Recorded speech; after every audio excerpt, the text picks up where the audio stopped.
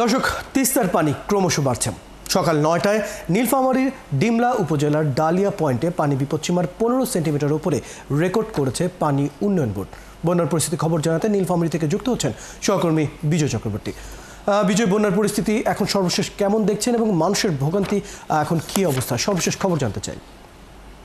ধন্যবাদ ফয়সাল। এই মুহূর্তে আপনাকে জানিয়ে রাখি যে তিস্তা নদীর পানি এই চলতি বর্ষা মৌসুমে আপনার ২৯শে জুলাই থেকে শুরু হয়ে আজকে পর্যন্ত আপনার ৩ দফায় আপনার নদীর পানি বিপদসীমা অতিক্রম করেছে। এর মূল কারণ হচ্ছে যে আপনার যেহেতু তিস্তার উজান আপনার ভারতের সিকিম রাজ্যে ক্রমাগতভাবে আপনার বৃষ্টিপাত হওয়ার কারণে সেই পানির যে ঢলটি আসছে সেটিকে আসার কারণে আপনার পরপর ৩বার আপনার তিস্তার পানি আপনার বিপদসীমা অতিক্রম করেছে। এই মুহূর্তে নীলফামারীর যে ডালিয়া পয়েন্ট রয়েছে, যেখান থেকে আমরা এই মুহূর্তে আপনাদের দর্শকদেরকে আমরা যেটি দেখানোর চেষ্টা করছি যে তিস্তার নদীর পাড়ে রয়েছে আমরা, সেক্ষেত্রে আমরা যতটুকু আপনার পানি উন্নয়ন বোর্ডের সাথে কথা বলেছি, সর্বশেষ বিকেল ৩টায় তিস্তা নদীর পানি বিপদসীমার ১৫ সেন্টিমিটার উপর দিয়ে প্রবাহিত হচ্ছে। এর আগে আপনার দুপুর ১২টায় ১৮ সেন্টিমিটার উপর দিয়ে প্রবাহিত হচ্ছিল, যেটি এই ৩ সেন্টিমিটার কমে বর্তমানে কিন্তু আপনার ১৫ সেন্টিমিটার উপর দিয়ে প্রবাহিত হচ্ছে।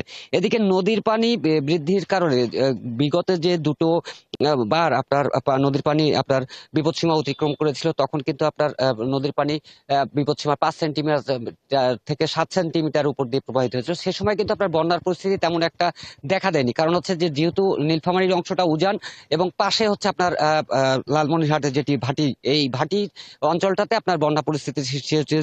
তবে আজকে সকালবেলায় যখন নদীর পানি একেবারে বিপদসীমা অতিক্রম করে ১৫ সেন্টিমিটারে যখন আপনার উপরে ওঠে, তখন কিন্তু আপনার নীলফামারীর যে নিম্ন অঞ্চলগুলো রয়েছে, বিশেষ করে ডিমলা উপজেলার আপনার কয়েকটি চরগ্রাম রয়েছে, সেই সব চরগ্রামে কিন্তু আপনার পানি প্রবেশ করেছে। ইতিমধ্যে বিভিন্ন আপনার ফসল ক্ষেত, যেটি এখন আমন মৌসুমের যে আমন ক্ষেত গুলো রয়েছে, সেগুলো আপনার তলিয়ে গেছে, বাড়িঘরে পানি প্রবেশ করেছে। পাশাপাশি আপনার যে শিক্ষা প্রতিষ্ঠান কয়েকটি রয়েছে এই নদীর তীরবর্তী, সেই প্রতিষ্ঠানগুলোতেও আপনার ইতিমধ্যে আপনার জলবদ্ধতা সৃষ্টি হওয়ার কারণে আপনার প্রতিষ্ঠানগুলোতে আপনার যে পাঠদান সেটি আপনার বন্ধ রয়ে গেছে।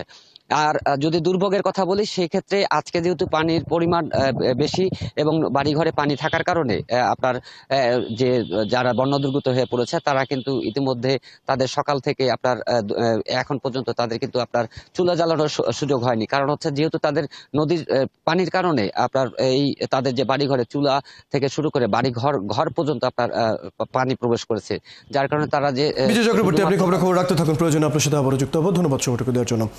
দর্শক, আমাদের সাথে যুক্ত হয়েছিলেন আমাদের সহকর্মী বিজয় চক্রবর্তী। কথা বলছিলাম নীলফামারীর এখনকার বর্তমানে পানির যে পরিস্থিতি, বন্যা পরিস্থিতি, সেই বিষয়ে সর্বশেষ খবর জানছিলাম।